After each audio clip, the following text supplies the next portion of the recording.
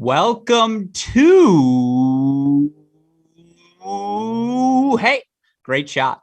This is the Great Shot Podcast, a Cracked Racquets and Tennis Channel Podcast Network production. My name is Alex Gruskin. On today's show, we have our latest edition of The Deciding Point, our weekly breakdown of all of the action happening throughout the Division I college tennis world. On today's show, we're going to break down the past week in Division I women's college tennis. But before we do that, I have to offer a massive thank you on behalf of myself, Daniel Westoff, Dalton Thieneman. Obviously, it has been quite a ride for us here at Cracked Racquets the past 2 weeks. I had the chance to get on the road, head to Madison for the Division I Women's National Indoor Championships, did the same thing for the men this past weekend in Seattle. We had 8 days of fantastic broadcasts on our Cracked Racquets YouTube channel. On behalf of our entire Cracked Racquets team, we want to thank all of you out there in College Tennis Nation for tuning in. The support we've received, it's meant so much to us. It's been the fuel that's kept me going. I'm not a coffee guy. I deal in compliments. As long as the ego's healthy, I'll stay awake. And let me just say, it is healthy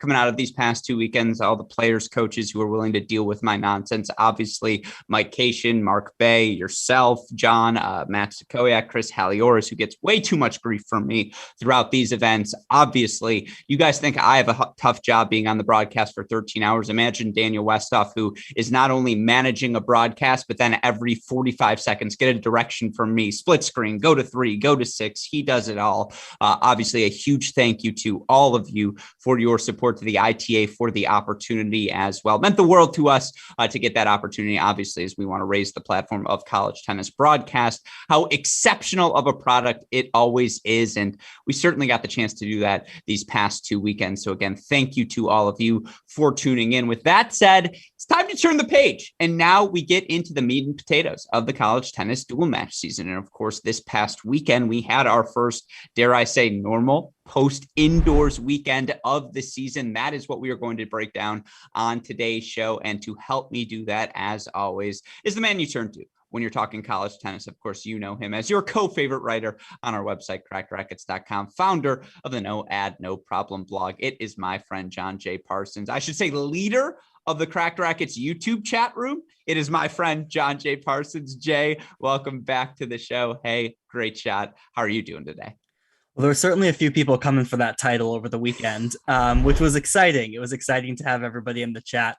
I guess I should have kept retweeting all of the compliments you got just to ensure you had enough fuel to get us through the rest of this show, and then you can crash, and then you can pick it back up for Thursday. But no, I'm doing well. You're right. This was the first weekend post indoors, so while you were on the broadcast, I had the broadcast over here, the live scores for the women's matches over here, trying to keep us all up to date on all the happenings. But college tennis is in full swing and it's super exciting. I mean, that's the thing I may be most jealous about. I know things are crazy when Westoff's chatting me and saying, hey, man, I know you got to focus on the broadcast, but you got to see this chat. And yeah, I appreciate you tweeting out Blaze Bicknell confirming he will not be playing this year for Tennessee in our Cracked Racquets YouTube chat.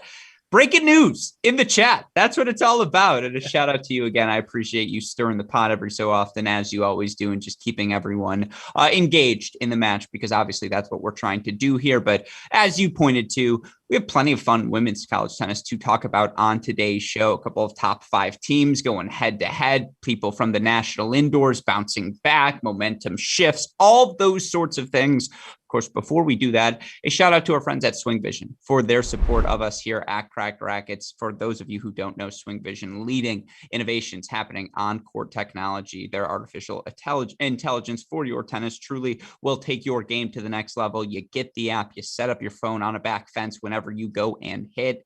It's going to break down your game for you, show you the forehands, the backhands, the misses, the makes, the things you need to improve on. You can learn more about them today by clicking on the link in the description to this podcast. If you go there, you're going to be sold. Use our promo code CRACK20 when you make that purchase. Not only will you get a $20 discount, you'll let them know we sent you there. You'll get a 14-day pro trial.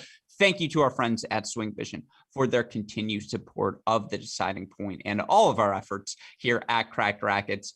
With all that said, let's get into this week's breakdown. And again, the place we have to start, if you've got a top 5 matchup on our hands, you're going to lead the show. And that's what we had in Austin, Texas, as defending NCAA champions Texas, coming off of probably a disappointing national indoors, if we're being honest. No disrespect to this Texas team, who's obviously extraordinarily young. Their oldest player on the roster is a sophomore, but if you would have told them they went 2-1 but didn't make the semifinals, I'm sure that would have surprised the members of their roster heading into the event. And so this was one we had circled, as they faced a semifinalist at the national indoors and maybe the hottest team at the start here. You're one of the three: North Carolina, Oklahoma, NC State, to start this 2022 season. And again, it's NC State continuing to rock and roll here at the start of the year. The Wolfpack earning a 4-3 win over Texas.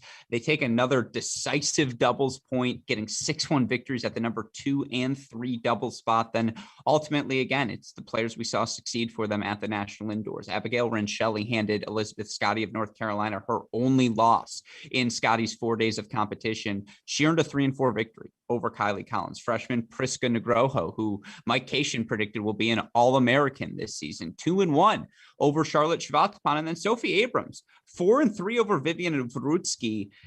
Again, ultimately was 4-3. They played all of these matches out. Peyton Stearns with a very nice 3-set win over Jada Daniel in the end, particularly given the circumstances. But this NC State team has found a pathway to 4, and it starts at doubles. And just given the depth in college tennis, the team that takes the 1-0 doubles point lead, their life is just going to be that much easier this season. That's what NC State does.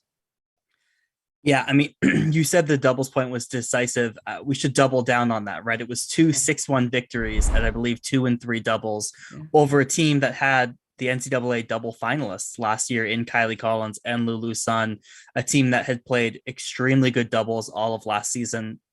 So we saw NC State, how well they were in doubles, how aggressive they were in doubles, and that's paying off. And you see that carry through in singles as well. I think what was most interesting to me about this result, one, it's great that we're getting a rematch of the NCAA semifinal last year that Texas won 4-0.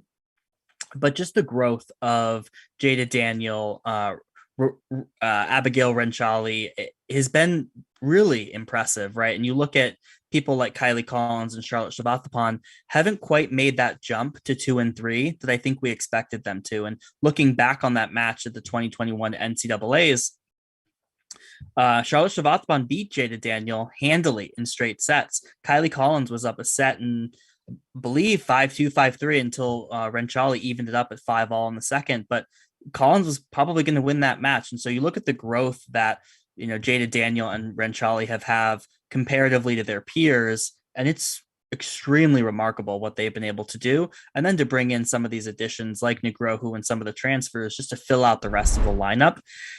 I mean, what more can you say other than this is an NC State team that's one of the best in the country and still missing their number 1 player? Yeah, they're top 5. That's exactly it. And they're still without Alana Smith. And we saw switching the doubles lineup, right? Jada Daniel, Nell Miller played well enough to go up to that number 1 spot. That's not disrespectful to Rajecki and Renshelley, who are also good enough.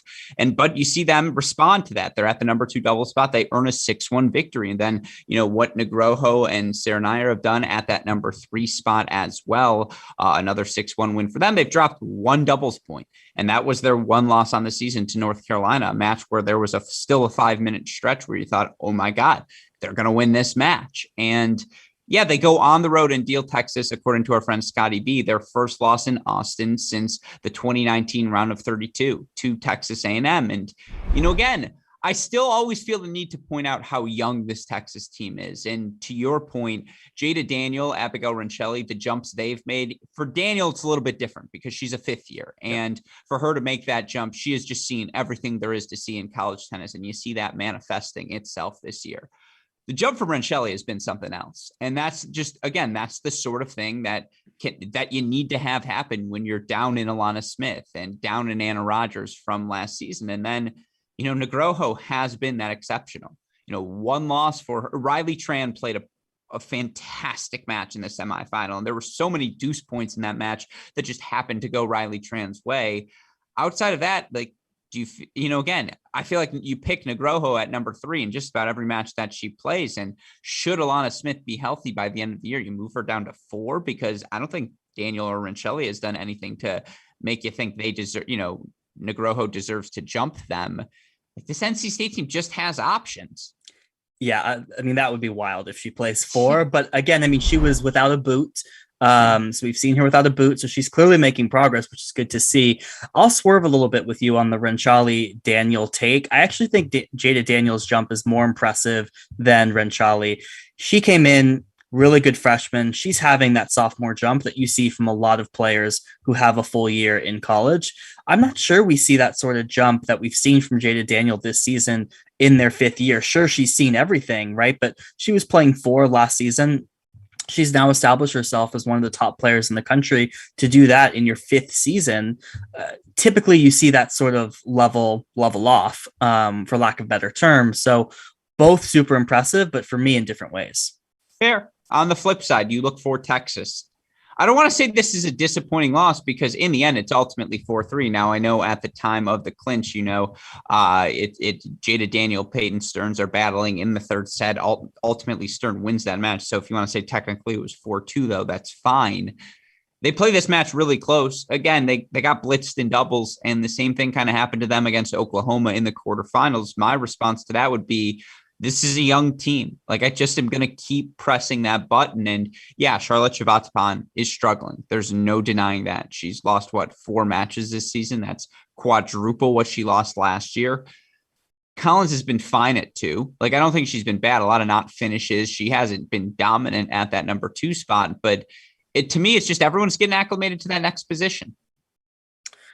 Yeah, and I guess when you compare it to some of these other teams who have just made really big jumps, like an NC State, like an Oklahoma, it feels a little bit lackluster. But you're right, in a vacuum, moving up from 4 and 5, where Collins and Shavatspan were playing, or Shavatspan and Collins, like that's going to take some acclimation, like you said. So I think giving some grace there makes sense, but I do think if you were to say at the beginning of the season, hey, Texas is probably going to struggle a little bit, and where they're going to struggle is at doubles and with Collins and Shavatspan, you're going, oh, that's probably not the recipe that I thought it would be. I thought it would be maybe some of these new additions, don't click. So I think that's probably a little bit more of the concerning part for me, that it's coming from Shavatspan and Collins and not, hey, Uvrutsky and Zainalova just aren't clicking. But ultimately, we've seen what they can do in college, and you have to believe in 3 months they'll be at least where they were last season. No, see, I would disagree there. Zainalova with an impressive 0-1 win over Nell Miller. I mean, again, that's what you want out of your freshman. And Rapalou at 6 needs to. I don't want to say, again, Mike Cation has remove the L word lock from my vocabulary, but Rapalou at 6, you feel very confident about going into every match, and she earns a pretty decisive win over Racquets on the day as well. Look, again, NC State's a top 5 team, right? You're testing your freshmen against the very best competition right away. But what I really want to see, Oklahoma State's very good. We'll talk about them a little bit later. Texas Tech's very good. Baylor and just, Iowa State, all these challenges this year in the Big 12. I want to see how this Texas team competes against those teams, because last year they blitzed through the Big 12. If they do that again this season, you feel just as confidently about them heading into the NCAA tournament as anyone. But the level of competition's raised this year. And so, I don't know, final thoughts on this one? Well, I mean, Big 12 is back, right? We'll talk about this a little bit more. And then also Texas continues the tough test, right? We'll talk about what they have up on the horizon in the short term, even before they hit the Big 12 calendar later on in the episode. So, we will continue to see Texas get tested. Yeah, well, you say Big 12 is back. Let's talk about Oklahoma now, who earns a 4-0 victory over USC. And again, for Oklahoma, who ultimately makes the National Indoor Final. And, they've lost 1 match on the season. It's to North Carolina. So many good wins already on the year. They earn another one here over USC, and it's the way they did it. 6-1, 6-1 again in doubles. This time it's 1-1 from the Corleys, who were your most all-tournament team selection at the National Indoors. Ivana Corley, your most outstanding player. Another 6-1 victory for them over Ewing and Han. Then Sleeth and Pisareva, 6-1 victory over Cayetano and Piper. You look at the wins they earned. Staker, 1-0 at 6 singles. Pisareva, 1-0 at 5 singles. Sleeth, 1-4 over Cayetano. This is a USC team that's absolutely going to be in the mix for a top 16 seed. And it is still worth mentioning, they're playing without Naomi Chung, right? So that is a massive loss in their lineup, because she is someone who at her best will be a contributor. No doubt about that. But that's a blitz. Like, that's an absolute blitz by the Sooners. Yeah, I mean, they lost 9 games overall to get their 4 points. They lost two games in doubles and not 7 in singles. I mean, it was a complete rout. And, I thought Oklahoma would win this match. USC has struggled. They've struggled indoors particularly. But, I mean, the dominant fashion in which they did it was super impressive. And, I mean, we might talk a little bit later about Cayetano's struggles, but to Sleeth to get those victories. And we saw at the indoors, right, there is strength throughout this Oklahoma lineup, but where they start to really flex their muscle is at 4, 5, 6. I mean, Pisareva's looked so strong. Emma Staker, she's probably got, maybe Coach Cohen gave her 1 day off after indoors, and now she's back. But I mean, just the strength of this lineup at the bottom and in doubles is very similar to NC State. I mean, these two schools are very much in lockstep in terms of doubles, bottom of the lineup, both without a key contributor due to injury. Both of those key contributors out of boots now. So there's a lot of similarities, but overall, it was super impressed with Oklahoma. And shout out to the Sooner fans. Biggest crowd in program history, well-deserved, coming off of their national indoor finals. I mean, that's what you love to see as a college tennis fan, just different programs around the country starting to engage fan bases. I thought that was really exciting to see.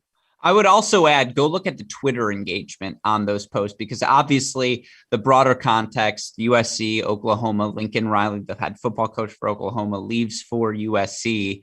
It got nasty in the DMs, Jay. Like, and probably the most interacted college tennis posts I've ever seen. If I'm the tennis coaches, I'm scheduling that every year. I'm milking that rivalry for all it's worth. Why not? Who cares? Like, you want the energy, you want the excitement. We saw that for Oklahoma. And yeah, to your point, it's the way they're winning. And I watched them play doubles, and like, it's just NC State's doubles conventionally, and this may be my most conservative thought, makes sense. Like, I get it. They move forward. They want to serve and volley. They're taking first forehands and getting into the net. It's pinching and crossing and all these different things. I form. That's a traditional level of success in doubles.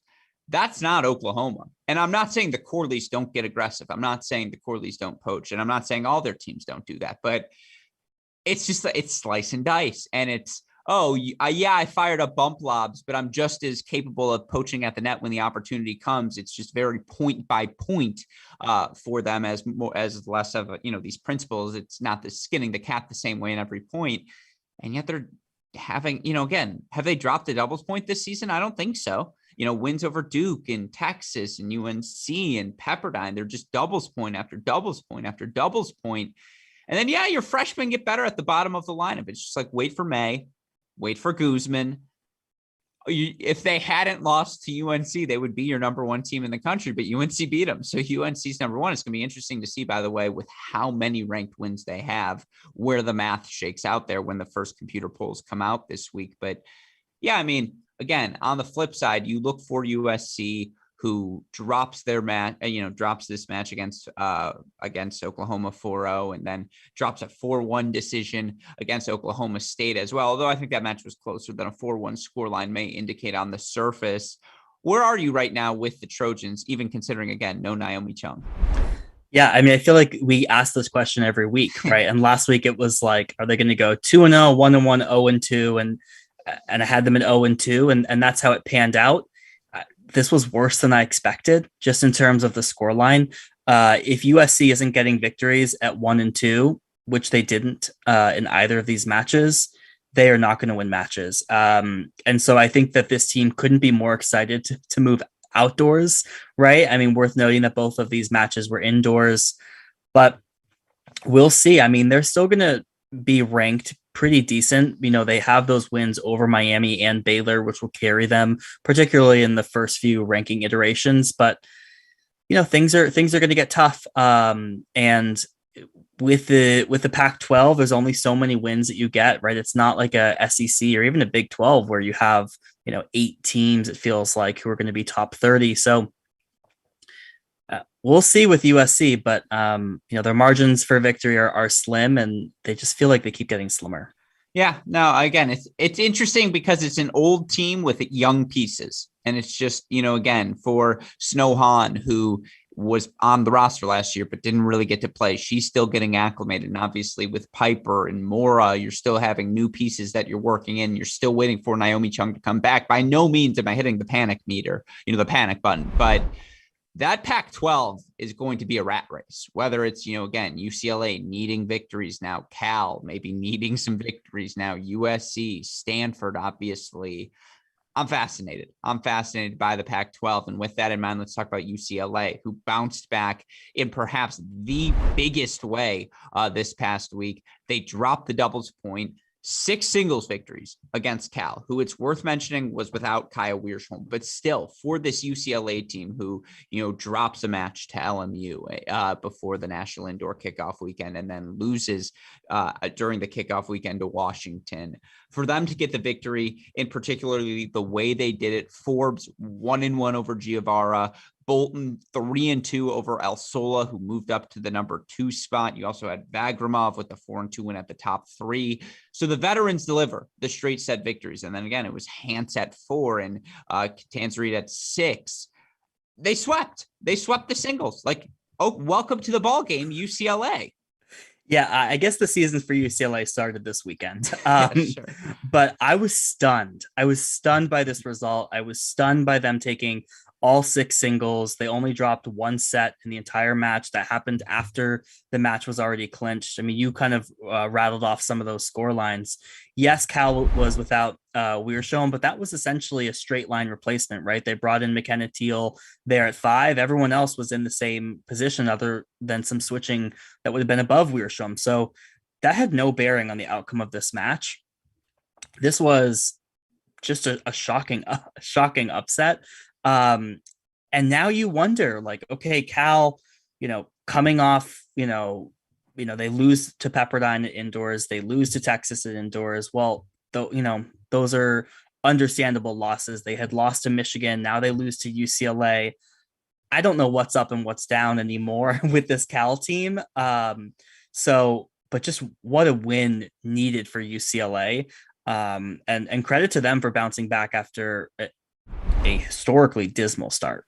Yeah, no, look, for this Cal team, they're young. They're so young, and the highs are highs and the low are low. And, again, they're trying to Teal at 5 singles here this week. And, again, in place for Wiersholm and Viller-Moller. Yes, she loses her match 2 and 3, but again, she is the battler. She's the grinder. The real takeaway for me was UCLA up top. Again, if Abby Forbes is going to start playing like Abby freaking Forbes, a player who's been number 1 in the country, a 1-1 win over Giovara, that's what Abby Forbes is capable of doing. And then Alicia Bolton at 2, you feel like whichever one of them at 2 is playing should always be the favorite heading into the match. And for Alicia Bolton to get that 3-2 victory over the freshman El Sola, that's just a step in the right direction.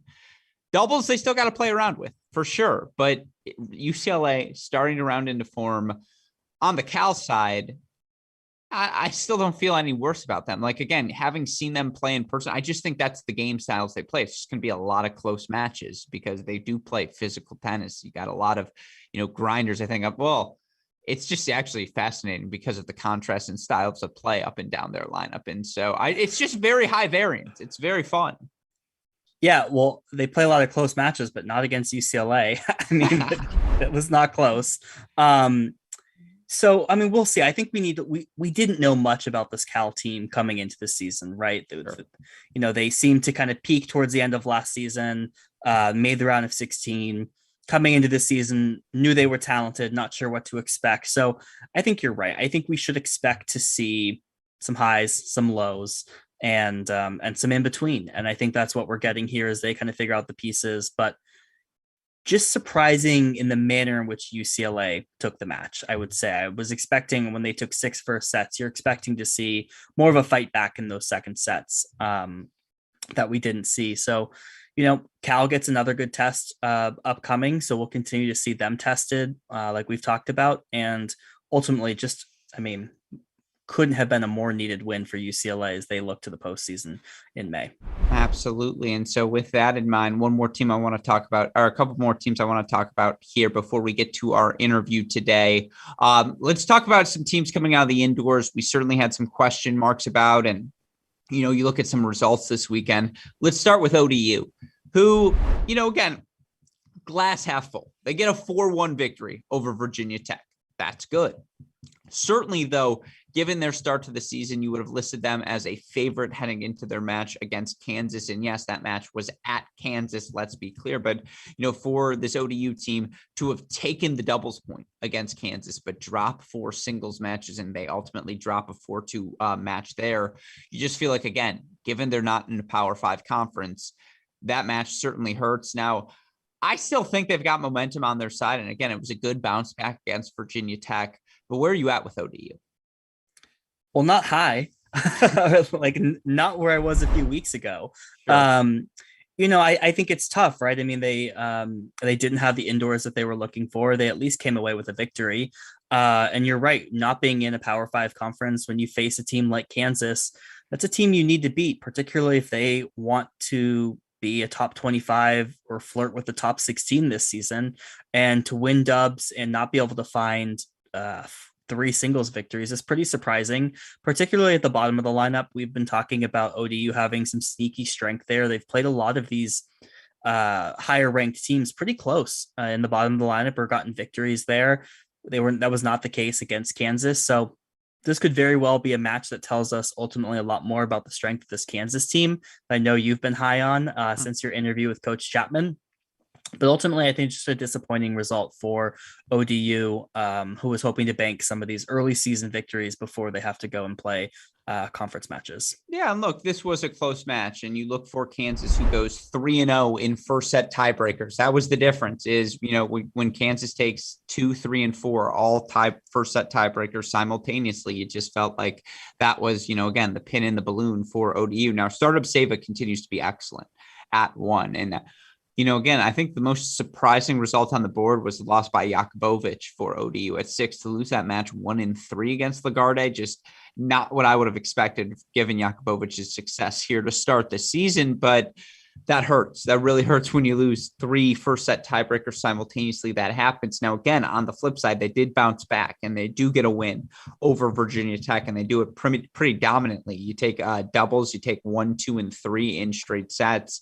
That's what you need to do if you're ODU against a Power 5 conference foe. But I don't know. I'm not hitting the panic meter. That said, certainly you just feel like between Kansas, Miami, Florida, and Virginia Tech, they needed to probably go 2-2 at least. And they end up going 1-3. And, again, at the national indoors, you add the 1 and 2 there. Fine. They're definitely in the ball game. Like, that's for sure, given their kickoff weekend, but it's just going to be interesting to monitor how they rise and fall throughout the course of the year. On the flip side, let's talk about Washington, who loses a 5-2 match to Notre Dame. Now, they also got a bounce back 4-3 victory over Purdue. Where are you at with the Huskies, who, by the way, beautiful Nordstrom Tennis Center? Yes. Beautiful location there in Seattle. I loved Seattle. It was great. Sorry, go on. Good. I'm glad you enjoyed yourself. Hopefully a tad warmer than Madison. So I'm glad you brought this up. Yes, I got to walk around in a sweatshirt outside, which is just like prime me. A hoodie Gruskin. Let me tell you, that's me in my finest. I mean, look at you now, inside, outside. Yeah, hoodies. Exactly. And just again, it was a city. Everything's uphill, but it's on the water. It's just, I was like, oh yeah, West Coast. I hadn't been out there in a while. Yeah, welcome. I'm glad you enjoyed your time. Yeah. It was fun to have you on the Pacific. Okay, now I will say that is horrifying. Pacific time just does not compute to me. I'm like, you guys are just so behind. Yeah, it's tough. It's much easier like when you go out on the East Coast and you're ahead and you're feeling good about yourself, and all of a sudden here you wake up and it's like 4 hours, three hours have passed. You feel 5 hours behind. It can be difficult. Yeah. But Washington, yeah, I mean, look, Notre Dame is a good team. I think they're going to be sneaky good throughout the season. So I'm not that disappointed in the loss. But look, I mean, this is just they're going to love that UCLA win over Cal. Yeah. That's going to appreciate very well for them. But look, I mean, this was a team that struggled at indoors, and, you're looking for some of these bounce backs. And certainly if you want to compete with the top of the Pac-12, right, you need to get the win over Notre Dame. So, overall, I think they still have the talent. I know they have some players who are getting back into the lineup, but ultimately, I think disappointing result for Washington, who would love to bank some ACC points. Yeah, it was glass half full as well. UCLA beat Cal and we beat UCLA. So that's pretty cool. Absolutely. And, again, they're another team you throw into that mix in the Pac-12 who's going to be hungry to get a win over those, UCLA, Cal, Stanford, USC types. It's going to be really interesting to watch the Pac-12 unfold because, again, I think Arizona's not bad either. And I just think there's some depth there in the conference that's going to be fun to watch. With all of that said, one more team I want to talk about, and perhaps I'm not going to say our team of the week, but a team who certainly continues to deliver the goods thus far early in the season is Oklahoma State, who earns that 4-1 victory over USC and earns, a 4-0 victory over Tulsa as well. I just think when you look for this Oklahoma State team, considering they're 5-0 at the one double spot, and I think 5-1 at two doubles, and they just got their number one singles player back as well. I've been impressed with the Cowgirls, who outside of a loss to Ohio State on the kickoff weekend in Columbus, they haven't lost. Yeah, and this was one of the teams along with Oklahoma where it was almost like, hey, Oklahoma's going to be good this season, the state, right?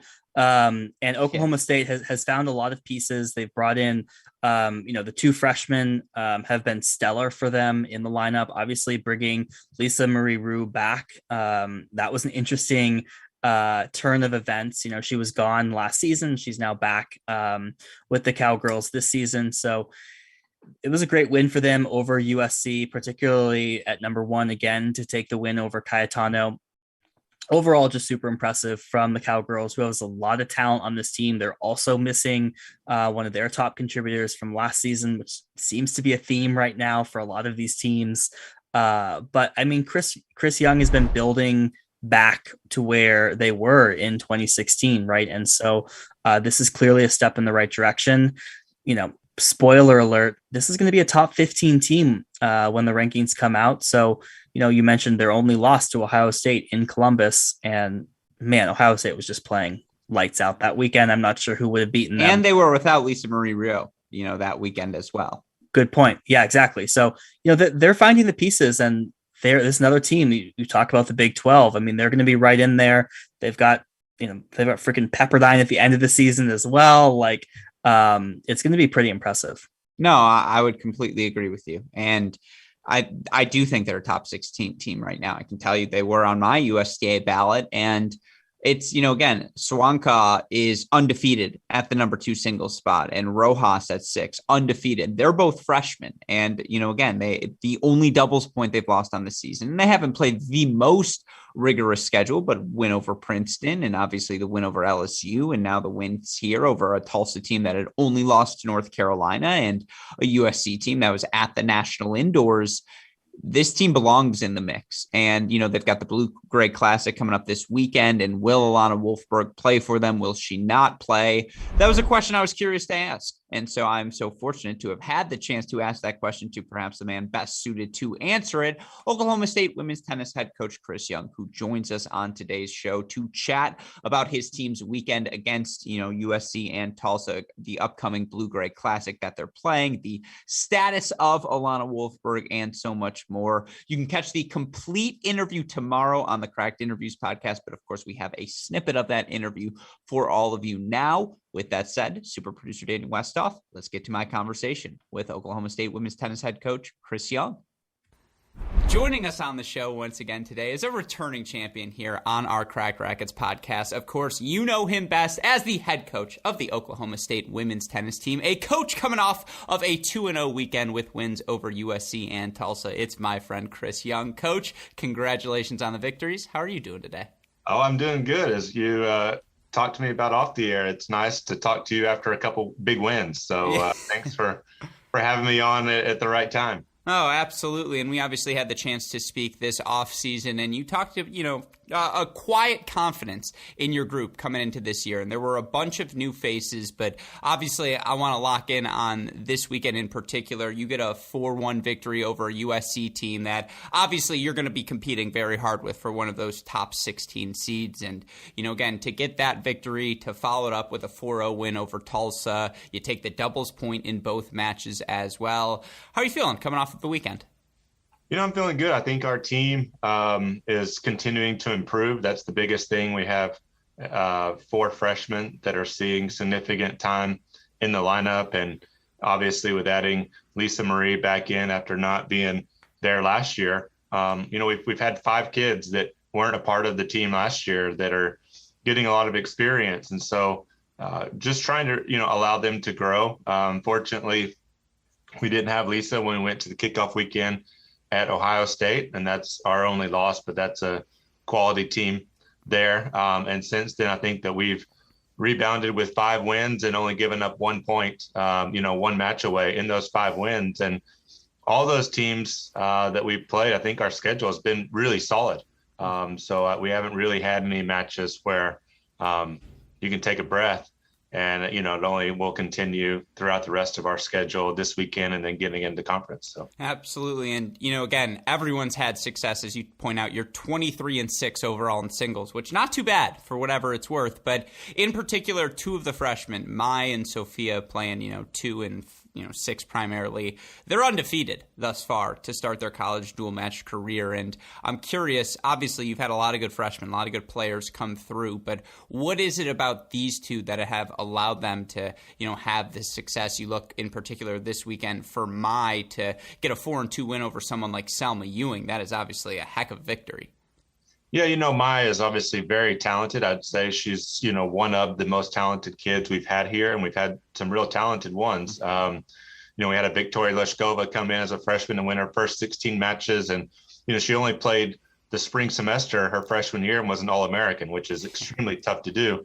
But I think, Mai is somebody, we're very fortunate that we have Lisa playing number 1 that allows a freshman like Mai to be able to play number 2 and, kind of get that experience, although she played 1 in the kickoff weekend and had to play, Arena and, Carrington. So she's been able to play some of the best players. And even the Vegas tournament, I think, kind of was her coming out party, I would say, for a lot of people nationally. She got to the finals there. She had some really good wins, lost a really tough match to Fukuda. And that's always a really good tournament. And, you just look at what she's done. I think the biggest thing that we kind of laugh about here is she has another gear when the matches get tight. And you saw that in doubles. I don't know if anybody can go back or was watching our USC doubles point, but, we served for 1 doubles, 5-3 deuce, lost some momentum, down 6-5, came back tied at 6-all. And the first 3 points of that tiebreaker, especially the first 2 points, were some of the best doubles points that you'll see as far as just athleticism. Mai made some just amazing pickups and half volleys and just kind of took those 2 points over. And she has that way, even as a freshman, of having another gear. So I would say the thing about her, and then you ask about Sophia, is the way that these kids work. Every day they're putting in extra work. They're the ones that are always asking me for more, and it shows up in their results. Yeah. No, I mean, again, you look for your team 6-1 to start the year, and, you don't even still have the full complement of the roster. And, I have to ask, how's Alana doing? Are we going to get the chance to hopefully see her on court sometime soon? Yeah, it's funny. I think a lot of people forgot that she's, she's there, and we've been doing it without her, but she is on court. She has been cleared. You will see her at some point at the Blue Gray this weekend. We're still kind of trying to decide what that's going to be. If that's going to be doubles only this weekend, if that's going to be singles a little bit. To be honest, I mean, in practice right now, she's one of our better players. So I think it's going to be challenging for me putting that lineup together once she's in there. We're making her, work her way back slowly. She battled through an injury all last year, as was just a champ about it. But we, had her have the surgery this fall. And, she's a kid that entered the fall season, the 40th ranked singles player in the country. And so if you put her into the mix healthy, I think our lineup is as deep as anybody. And I think she's going to definitely help our doubles. I think our 1 and 2 doubles has been very strong. You saw that this weekend. And, Lisa and Ayumi are 2 girls that 2 years ago were All-Americans and ranked as high as 4 in the country. And they're undefeated again right now at 2 doubles. I think Alana and Orpana at 3 doubles would be somebody that'd be very formidable, or whoever we put her with. And then I think we have 2 weeks off after this weekend before Big 12 play, and then I would expect her to be fully in the lineup by the time we start conference play. No, that's something for us to get excited about. And obviously that depth's going to be so important. And I know you're a competitor. I know you're watching around the country, seeing what some of these other teams are doing. Obviously, a conference foe and an in-state rival in Oklahoma makes the National Indoor Final. And, Baylor's off to a strong start to this season. You look at the rosters at Iowa State, and Texas Tech had a really good weekend as well. You guys had a great weekend. The race to be a top 16 seed is going to be brutal this season. And I'm curious, again, are you taking note of the success, for Oklahoma, for their run here? Texas, obviously, an NCAA title last spring as well. What does that success do for you guys at Oklahoma State? Yeah, I think that it helps everybody in the conference when the conference is strong. And Oklahoma and Texas, as you mentioned, Baylor, Kansas had a really good win over Old Dominion this weekend. Texas Tech had a really good win over Ole Miss. So I think the Big 12 is going to sneaky good. I think that people have always known it's a good league. This could be, one of the better ones. And I think that it's a credit to everybody in the league. I think the great coaches that we have, the people that are putting in the time, and, we want to do our part as well. And I think when you get these non-conference matches like we had this weekend with the USC, I think Tulsa's was a very good win for us as well. I think you'll see when the rankings come out tomorrow, Tulsa's going to be pretty high, I think. And, their only loss coming in was to number 1 UNC. So it was a good weekend for us as well. And, I think right now we're focusing on what we can do, and we want to make sure that we finish the non-conference as strong as possible. I think going into the Blue-Gray this weekend, we should be the top seed, but there's, 8 teams there that could all win it and do really well and will challenge us.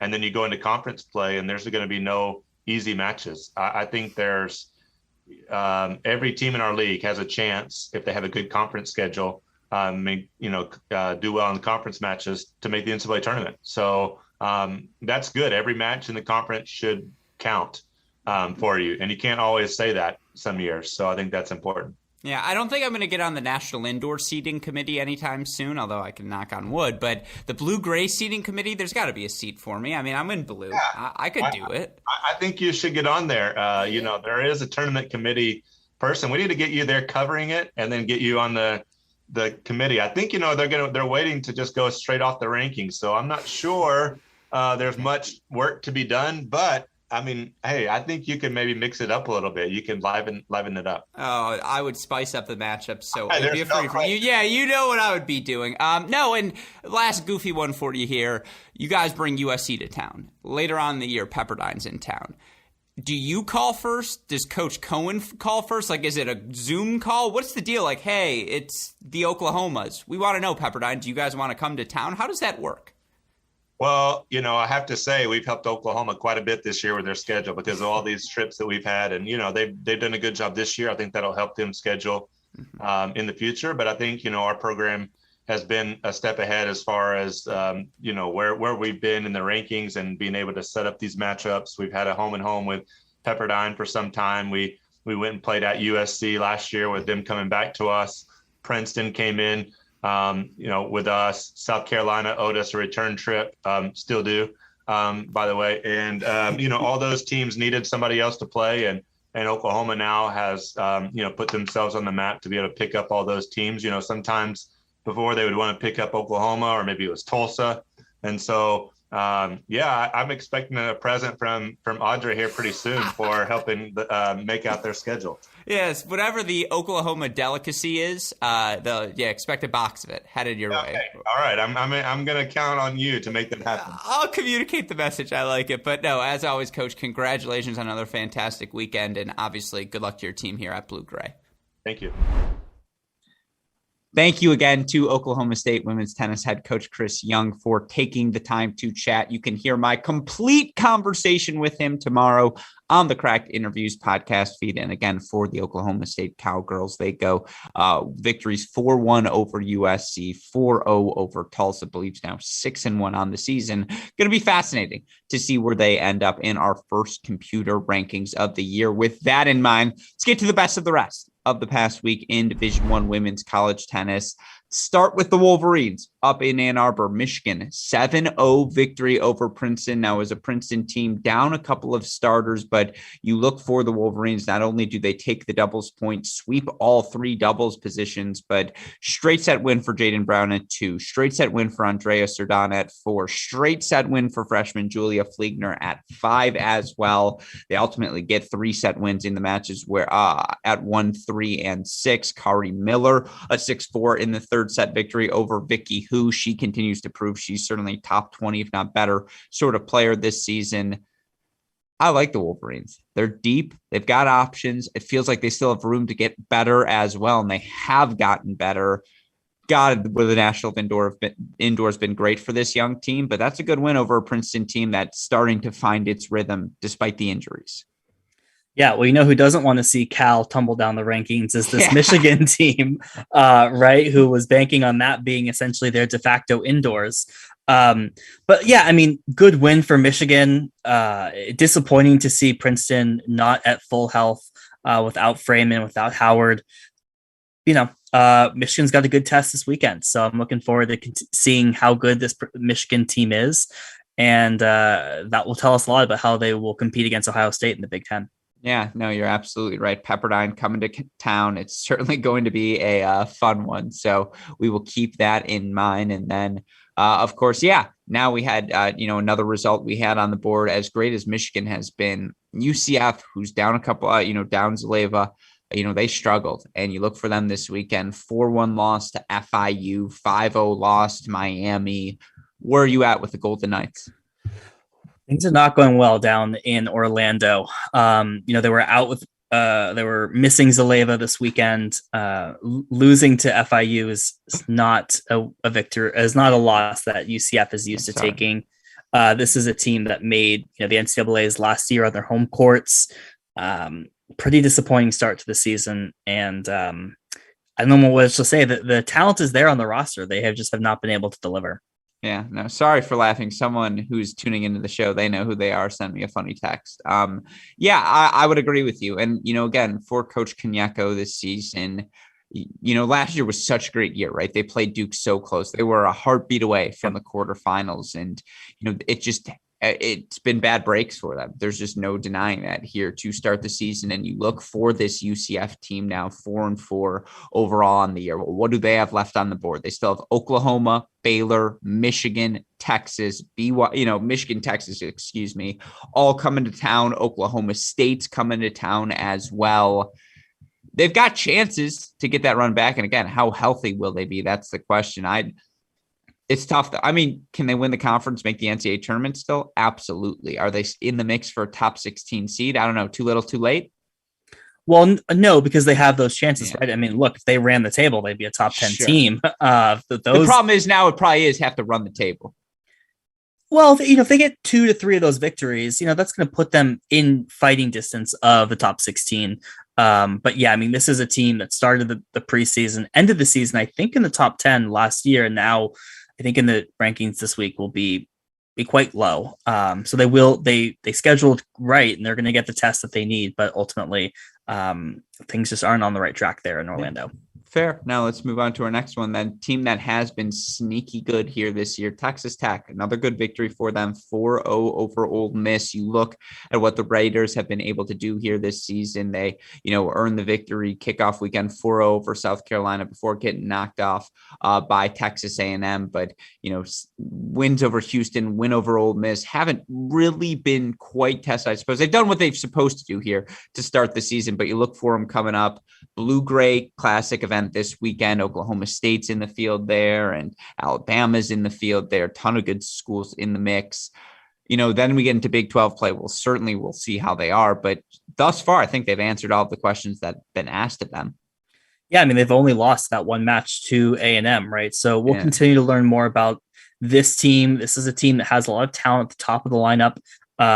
Good win over Ole Miss. Always good when you can bank some SEC points. So, I'm excited to see how this team competes in the Big 12. I mean, the Big 12 is clearly a conference that has, a ton of kind of that SEC type, like 16 through 30 type teams that will be really beneficial. And we'll learn a lot about them in the coming weeks, even this weekend. No, there's a big swing weekend in terms of their top 16 prospects. April 1st, April 3rd, Oklahoma State and Oklahoma come to town. If they can go 1-1 that weekend, now you're talking about a team that can absolutely be a top 16 seed. If things are those in Lubbock? Those are both in Lubbock. Yeah, both teams coming to town. Well, we know the upsets happen in Lubbock. Yeah, exactly. Getting that altitude, who knows what's going to happen. You look beyond that. Good win for Wake Forest, I thought, 5-2 over Furman. Certainly Furman, I thought, played a really good match against Oklahoma in the kickoff weekend. And, you look for this Wake Forest team who, they lost in the kickoff weekend to NC State, but just about everyone has lost to NC State. And you look for them, they take the doubles point. They get wins at 1, at 3, at 4, 5 as well. We're in a third set breaker on 6. It was just a good performance for Wake across the board. You look at the ACC, North Carolina, NC State, Virginia, they feel like they're on a Duke, right in the mix there as well. But you look at this Wake Forest team, I just think the depth is there once again in that conference. Yeah, and doubles too, right? They have a few really good doubles teams. This is a team that this week's rankings will have them in the top 25. I think that feels right, given kind of the wins that they've had. Yes, they lost to NC State. Yes, they lost to Tennessee. But other than that, they've been really solid. So, they're going to get a lot of looks in the ACC this season.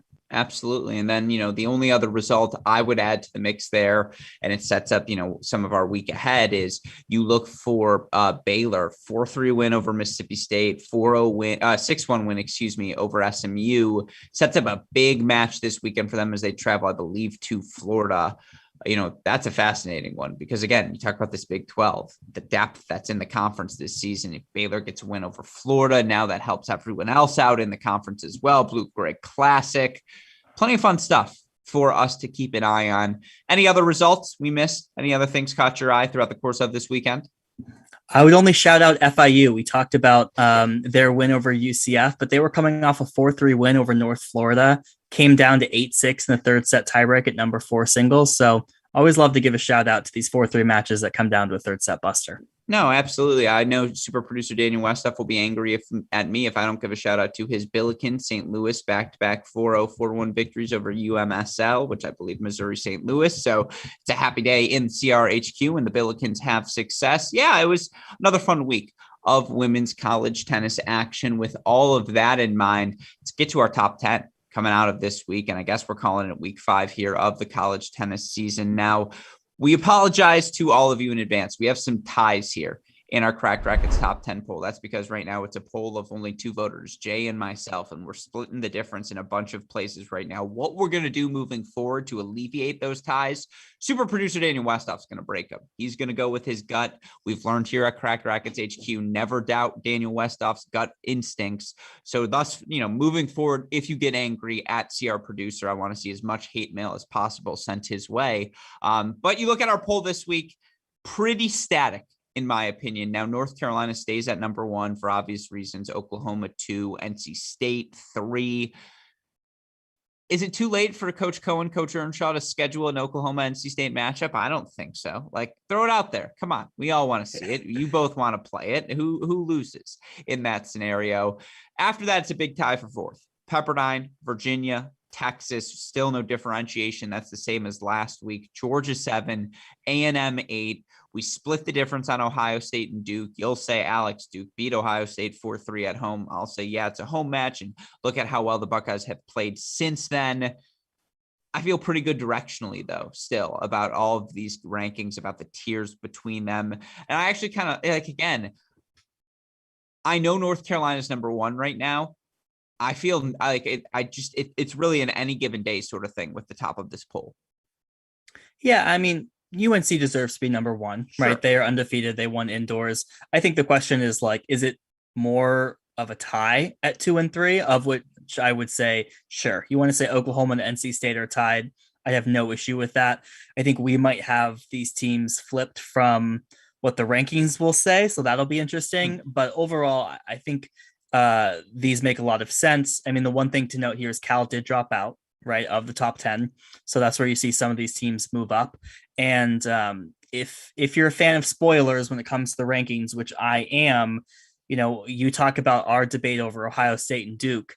I'll tell you who loves Ohio State, the Computer rankings. Yeah. Computer rankings. Well, they call me Alex Computer Ranking Gruskin. So, I spend so much time on college tennis ranks, and it soaks in. And again, you talk about some of these matchups. We're going to get to see Ohio State tested. Are they as beloved as the rankings seem to be? And we'll see those new rankings, by the way, tomorrow. But let's get to our week ahead here now. And again, congratulations, I suppose, to the top 10 teams. Until all these teams are posting that they're in the Cracked Racquets top 10, we haven't officially made it. So if you're out there, come on, just throw the graphic up. Why not? Make our day.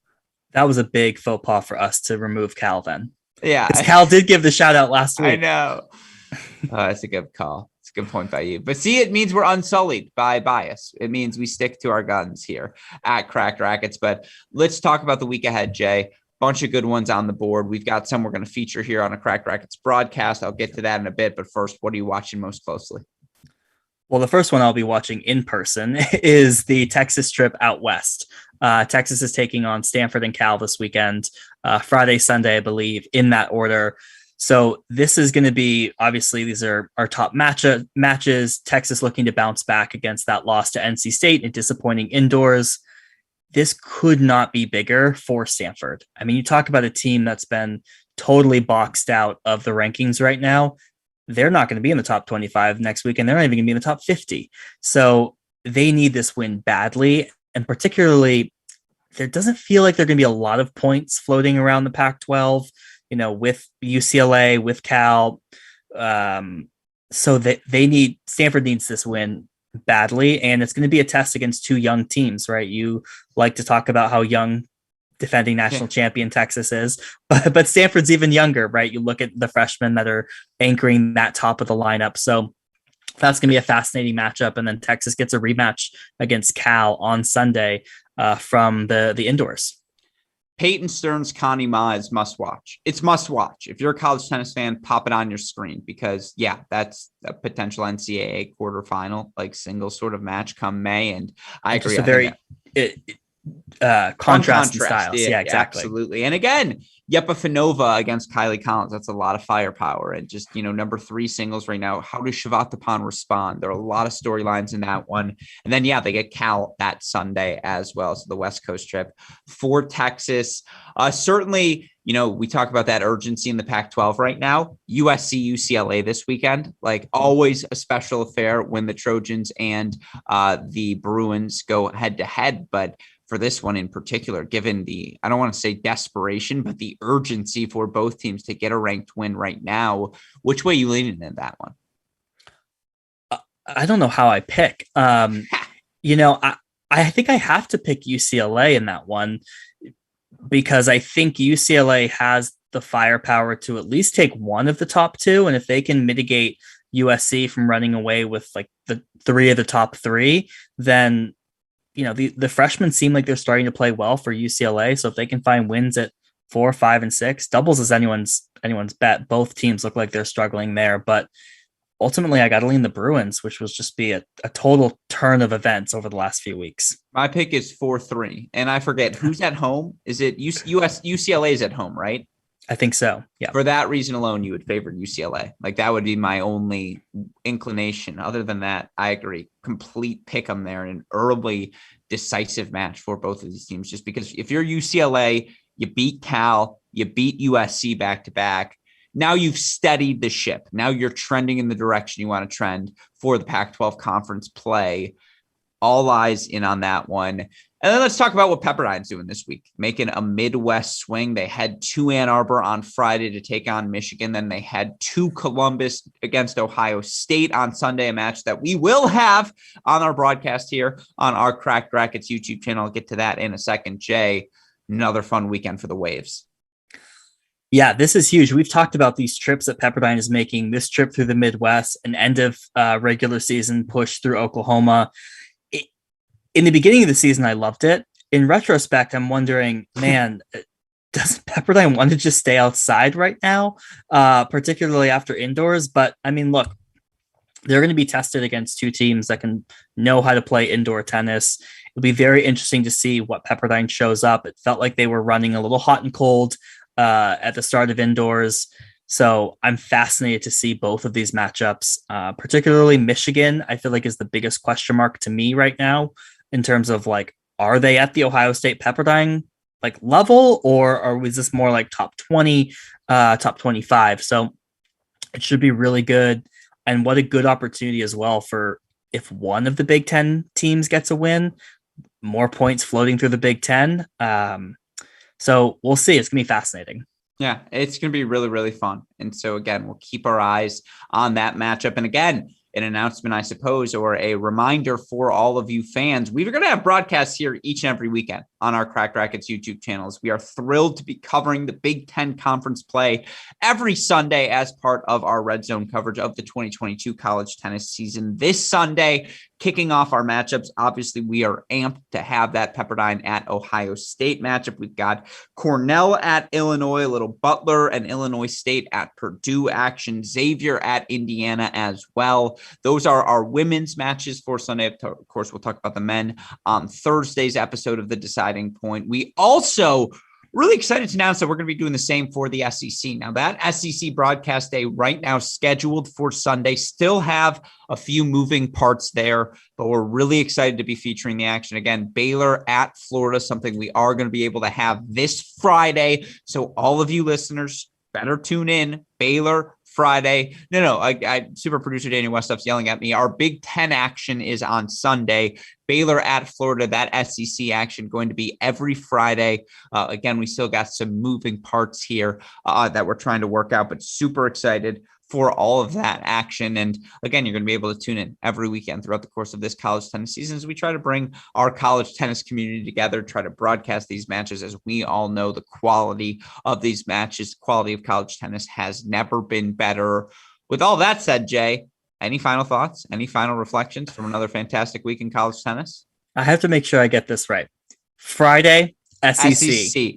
Sunday Red Zone coverage that has Big Ten coverage. Yes, Friday. Thank you. Very well said. Friday, SEC Red Zone coverage. You're going to be able to find that on all of the team websites. That's an SEC thing. We can explain those logistics more as we go along. But the SEC broadcast can be available on all of the team websites. Our Big Ten broadcast going to be available here on our Cracked Racquets YouTube channel. Look for more explainers on our Cracked Racquets Twitter feed at Cracked Racquets on Instagram, as well as we explain where you can find all of our coverage as we try to amplify what is always a fantastic college tennis world. With that said, final thoughts, my friend?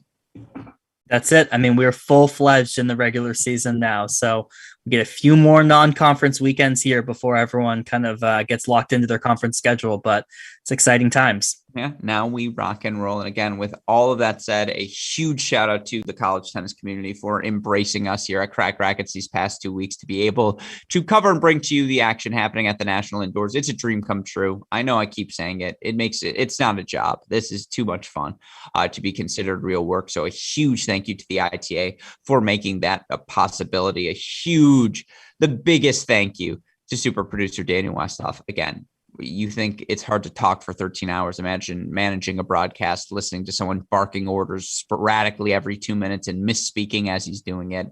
He finds a way to make it all look seamless. Shout out to the super producer, best in the business. For more coverage of the college tennis world, tune in here Thursday, 7 p.m. Eastern time for our men's edition. We'll recap the men's national indoors, likely talk to some member of the TCU team here on the stream as well. It'll be Chris Halliors, Matt Stakowiak joining us there.